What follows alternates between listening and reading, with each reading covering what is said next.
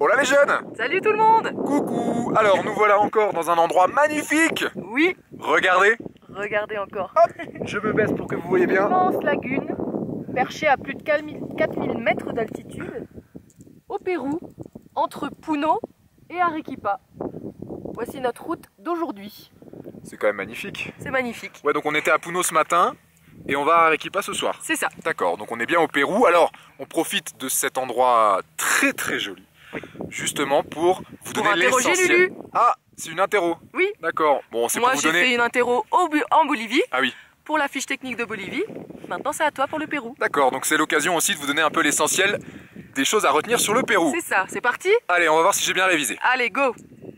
Combien compte-t-on d'habitants au Pérou? Plus de 31 millions d'habitants. Bien, Donc c'est la moitié de la France, quasiment. c'est ça. Quelle est la capitale?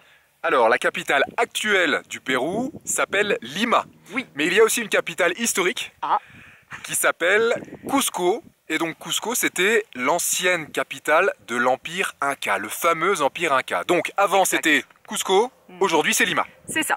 Alors, combien compte-t-on d'heures de décalage avec la France? Nous avons 7 heures de décalage avec la France. Donc quand il est 17 heures en France, l'heure du goûter, il est 10 heures du matin ici au Pérou. Exactement. Ensuite, quels sont les pays frontaliers du Pérou? Alors nous avons ici au Pérou 5 pays frontaliers. Nous avons au nord l'Équateur, si je dis pas de bêtises. On a la Colombie. Nous avons à l'est le Brésil. Oui. Après nous avons la Bolivie, c'est là d'où on vient. C'est ça. Et au sud nous avons le Chili. Bien. Ça fait Donc, en 5. tout, 5. Exact. Ensuite, quel paysage peut-on trouver au Pérou? Alors il y a plein de paysages. Bah déjà regardez, Voilà. ces fameuses lagunes. Hop, Les montagnes. au milieu des montagnes. D'ailleurs en parlant de montagnes, nous avons la Cordillère des Andes. Exact. Toujours la Cordillère des Andes, au Pérou, avec des sommets enneigés à plus de 6700 mètres d'altitude. Oui. Nous Qu'est-ce avons qu'il y a aussi des forêts, avec l'Amazonie. L'Amazonie qui couvre, je crois, les 2 tiers du Pérou. Oui. Et puis nous avons aussi la mer, Ça y est, on l'océan. retrouve l'océan. Ah oui, ça va faire du bien de Lequel? retrouver l'océan Pacifique. Oui. On l'avait au Chili au tout début et on va le retrouver ici donc au Pérou dans quelques heures.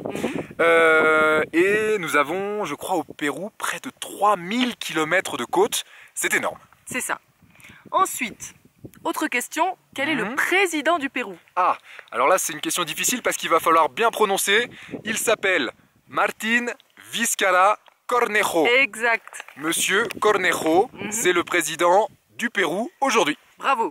Ensuite, quelle langue parle-t-on? Alors on parle espagnol, Bien mais sûr. aussi on parle quechua. Ce sont les 2 langues officielles du Pérou. Bien.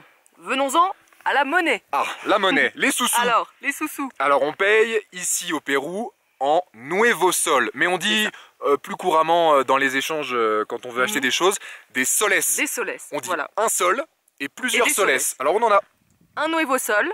regardez, le voilà. Voilà. Donc, 1 euro, ça équivaut à combien de soles? C'est à peu près 3,7 soles. C'est ça. Donc c'est à peu près 4 quoi, voilà on va dire ça comme ça. Et là c'est un billet Un de petit billet 50 de soles. 50. Et ça fait un peu plus de 12 euros. Donc c'est quand même déjà un bon billet ici. Oui.